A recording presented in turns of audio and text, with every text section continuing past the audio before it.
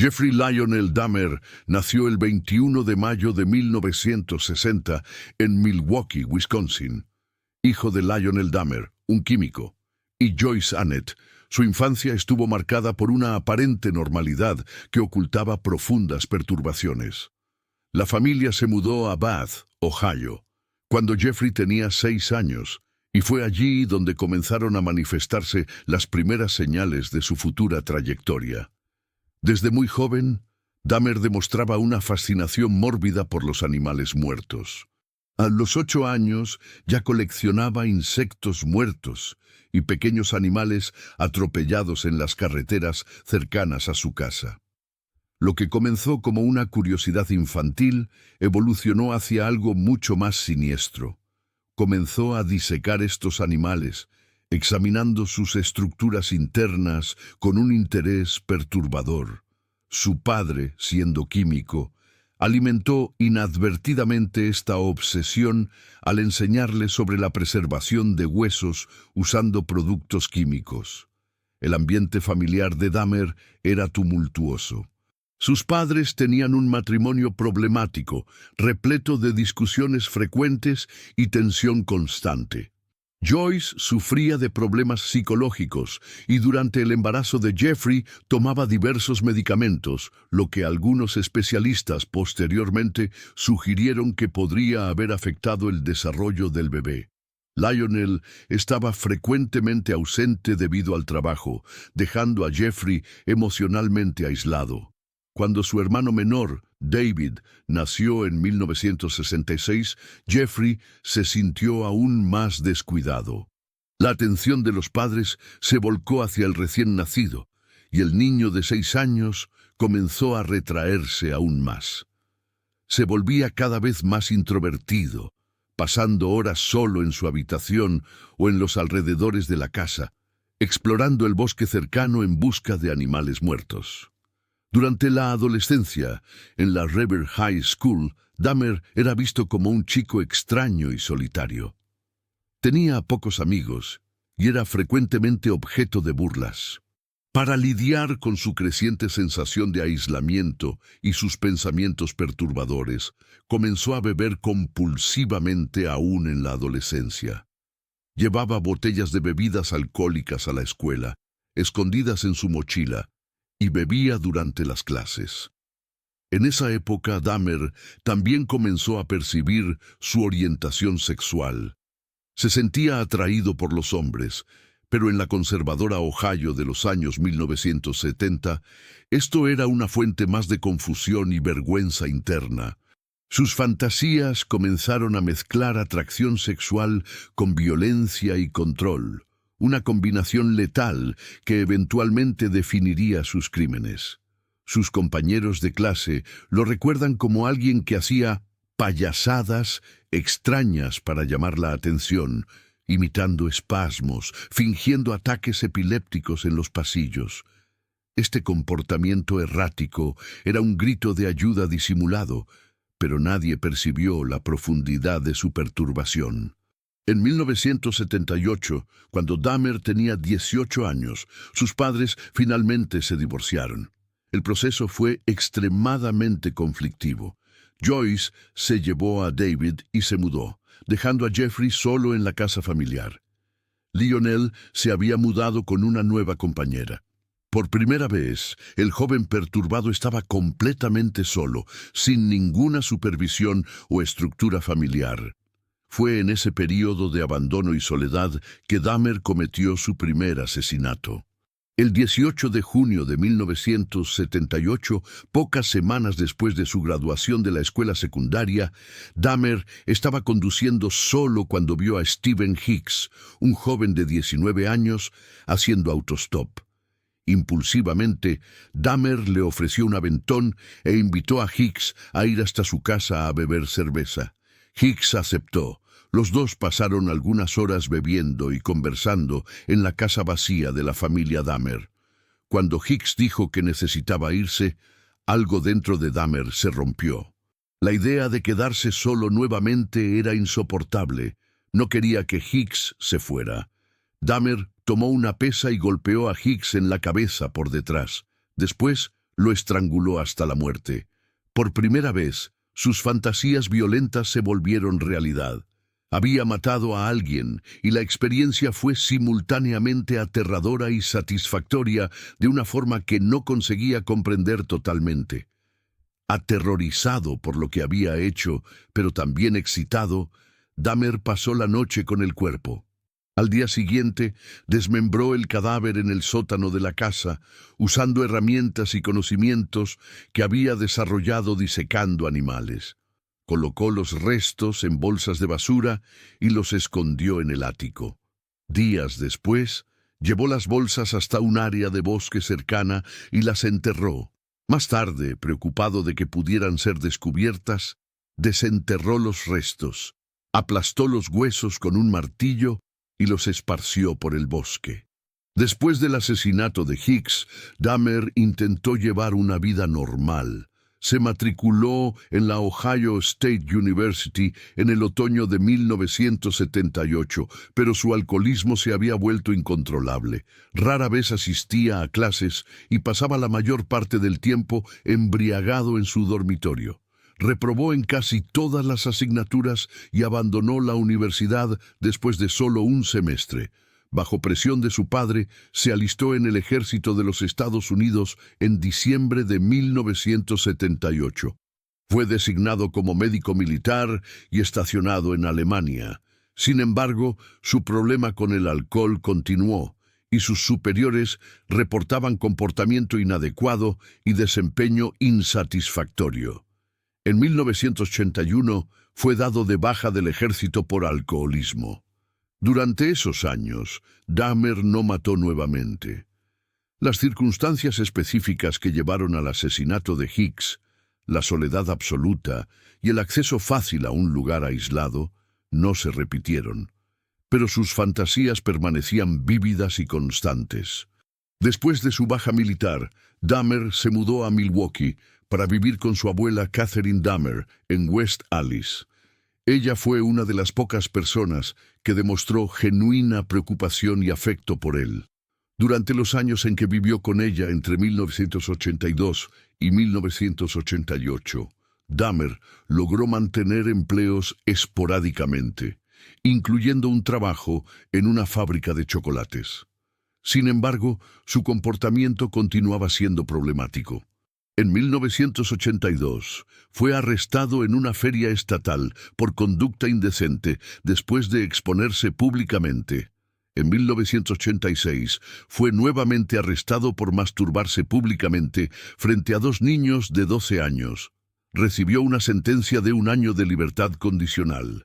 Estos incidentes eran señales claras de su creciente incapacidad de controlar sus impulsos sexuales desviados.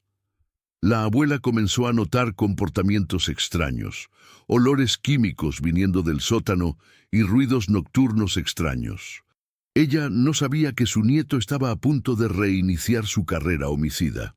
La trayectoria de Jeffrey Dahmer hasta sus 27 años revela un patrón perturbador de aislamiento, negligencia familiar y fantasías violentas progresivas.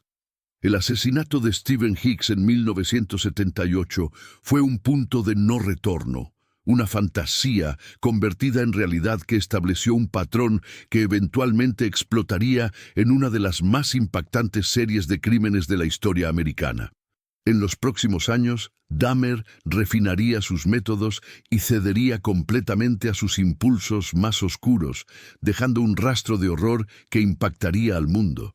Después de 9 años desde su primer asesinato, Dahmer mató nuevamente. En septiembre de 1987 conoció a Stephen Tuomi, de 25 años, en un bar gay en Milwaukee. Dahmer invitó a Tuomi a pasar la noche en una habitación de hotel. De acuerdo con su propio relato posterior, alegó haber despertado a la mañana siguiente y encontrado a Tuomi muerto, sin recordar haberlo matado. Esta versión es ampliamente cuestionada por investigadores, quienes creen que Dahmer estaba plenamente consciente de sus acciones. Dahmer colocó el cuerpo de Tuomi en una maleta grande, lo transportó hasta la casa de su abuela y lo desmembró en el sótano. A partir de ese momento, los asesinatos se volverían más frecuentes y sus métodos más refinados y perturbadores. Dahmer desarrolló un patrón meticuloso para sus crímenes. Frecuentaba bares gay, centros comerciales y paradas de autobús, buscando hombres jóvenes, generalmente miembros de minorías raciales. Tenía predilección particular por hombres de origen africano y asiático. Sus víctimas generalmente eran vulnerables, pobres, marginalizados, algunos involucrados en la prostitución. Los abordaba con ofertas aparentemente inocentes, dinero a cambio de posar para fotografías, invitaciones para beber o ver videos en su apartamento. Una vez que las víctimas estaban en su apartamento, primero en la casa de la abuela y después de 1988, en su propio apartamento en Oxford Apartments, en el número 213 de North 25th Street, Dahmer drogaba sus bebidas con poderosos sedantes. Cuando las víctimas estaban inconscientes o semiconscientes, las estrangulaba hasta la muerte. El asesinato, sin embargo, era apenas el comienzo de sus actos depravados. Después de matar a sus víctimas, Dahmer mantenía los cuerpos por horas o días, practicando necrofilia. Luego, fotografiaba los cuerpos en varias poses, creando una colección macabra de trofeos visuales de sus crímenes. El proceso de desmembramiento era realizado en la bañera. Dahmer usaba sierras, cuchillos y otros instrumentos para separar los miembros de los torsos. Preservaba partes específicas de los cuerpos, cráneos que limpiaba y guardaba, genitales que preservaba en formaldehído y otras partes que consideraba especialmente interesantes. Uno de los aspectos más impactantes de sus crímenes era el canibalismo. Dahmer admitió haber consumido partes de varias víctimas, preparaba la carne, la condimentaba y cocinaba, consumiendo bíceps, corazones y otras partes. Cuando fue cuestionado sobre por qué hacía esto, explicó que era una forma de hacer que aquellas personas fueran parte de él, una manera de hacer permanente la conexión que sentía con sus víctimas. Dahmer también condujo experimentos horribles mientras algunas víctimas aún estaban vivas. Intentaba crear zombies sexuales, personas completamente sumisas a su voluntad. Para esto, perforaba los cráneos de víctimas inconscientes e inyectaba ácido muriático o agua hirviendo directamente en sus cerebros. Estos experimentos fueron infructuosos. Las víctimas morían rápidamente después de estos procedimientos brutales.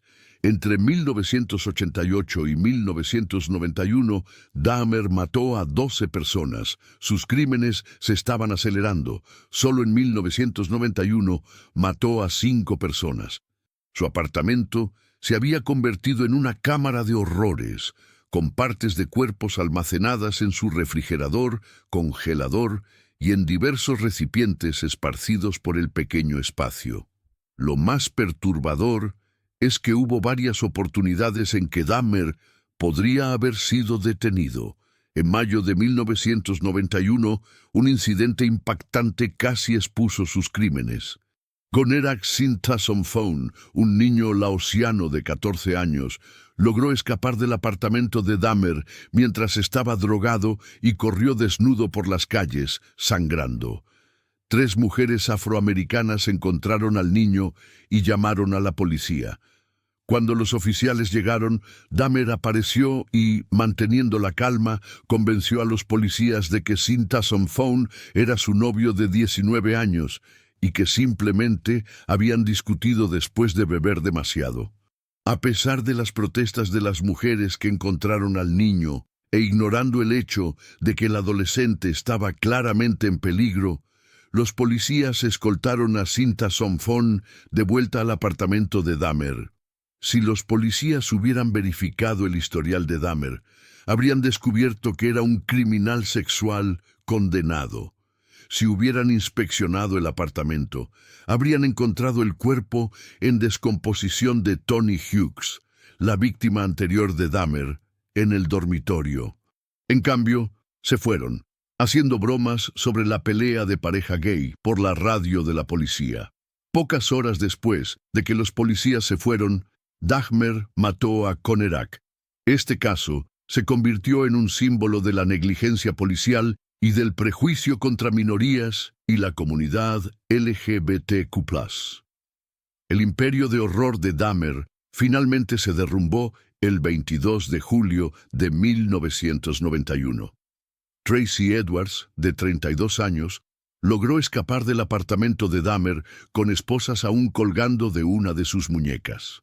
Señalizó a un patrullero policial y contó a los oficiales que un hombre loco había intentado matarlo. Edwards llevó a los policías hasta el apartamento 213. Cuando Dahmer abrió la puerta, estaba calmado y cooperativo inicialmente, pero se negó a proporcionar las llaves para las esposas de Edwards. Uno de los oficiales, Rolf Müller, decidió investigar el apartamento. Al abrir el refrigerador, Müller se encontró con una visión de pesadilla, una cabeza humana decapitada, envuelta en plástico, mirándolo de vuelta. «¡Hay una maldita cabeza aquí dentro!», gritó a su compañero. Dahmer intentó resistirse al arresto, pero fue rápidamente dominado. La búsqueda subsecuente del apartamento reveló una escena de horror incomparable. 4 cabezas decapitadas en el refrigerador y congelador, un torso completo en el congelador, diversas manos y genitales preservados en frascos de formaldehído, un barril de 57 galones conteniendo 3 torsos en descomposición en ácido, cajas de fotografías Polaroid mostrando víctimas en varias etapas de desmembramiento, 7 cráneos limpios y pintados y diversos instrumentos usados para desmembramiento. El hedor en el apartamento era insoportable. Los investigadores necesitaban usar máscaras y hacer turnos, pues no conseguían permanecer dentro del apartamento por largos periodos. El juicio de Jeffrey Dahmer comenzó el 30 de enero de 1992 en Milwaukee. Se declaró culpable pero mentalmente insano de 15 acusaciones de asesinato. Una de las víctimas fue asesinada en Ohio y fue juzgada separadamente. La cuestión central del juicio no era si Dahmer había cometido los crímenes. Él confesó detalladamente cada asesinato, sino si era legalmente insano en el momento de los crímenes. La defensa argumentó que nadie cuerdo podría cometer actos tan horrendos. La acusación, por otro lado, presentó evidencias de que Dahmer sabía exactamente lo que estaba haciendo. Planeaba cuidadosamente sus crímenes y tomaba medidas para evitar ser capturado. Psiquiatras testificaron de ambos lados. Algunos diagnosticaron a Dahmer con trastorno de personalidad borderline, esquizotípico y otros trastornos. Otros afirmaron que, aunque perturbado, tenía pleno control de sus acciones. El juicio fue ampliamente televisado. Las familias de las víctimas comparecieron, muchas haciendo declaraciones emocionadas durante la fase de sentencia. Rita Isbell, hermana de Errol Lindsay, una de las víctimas, hizo un testimonio apasionado y furioso que se convirtió en uno de los momentos más memorables del juicio. El 15 de febrero de 1992, el jurado deliberó por apenas 5 horas antes de considerarlo cuerdo y culpable de 15 acusaciones de homicidio. Dahmer fue sentenciado a 15 prisiones perpetuas consecutivas, totalizando 957 años de prisión. Wisconsin había abolido la pena de muerte en 1853, por lo que la prisión perpetua era la sentencia máxima posible. Dahmer fue enviado a la Columbia Correctional Institution en Portage, Wisconsin. Inicialmente fue mantenido en aislamiento por su propia seguridad, pero posteriormente solicitó ser colocado en la población carcelaria general. Expresó remordimiento por sus crímenes y se convirtió en cristiano renacido mientras estaba preso, siendo bautizado en mayo de 1994. El 28 de noviembre de 1994, menos de 3 años después de su condena, Dahmer fue asignado a un equipo de trabajo en la capilla de la prisión junto con otros 2 prisioneros, Jesse Anderson y Christopher Scarver. Los 3 fueron dejados sin supervisión por aproximadamente 20 minutos. Scarver, que estaba cumpliendo condena por asesinato y tenía problemas psiquiátricos graves, atacó a Dahmer y Anderson con una barra de metal de 50 centímetros retirada de un equipo de la sala de pesas. Aplastó el cráneo de Dahmer con múltiples golpes. Dahmer fue llevado al hospital, pero fue declarado muerto 1 hora después. Tenía 34 años. Scarver posteriormente afirmó que fue provocado por Dahmer, quien supuestamente moldeaba su comida de prisión para parecer miembros humanos y derramaba ketchup para simular sangre. También dijo que Dahmer no se arrepentía verdaderamente y que Dios le dijo que matara a Dahmer. Estas afirmaciones nunca fueron confirmadas. El caso Dahmer tuvo profundas repercusiones en múltiples áreas. En la aplicación de la ley, el caso expuso fallas graves en el sistema policial, especialmente el incidente con Conerak Syntason Phone.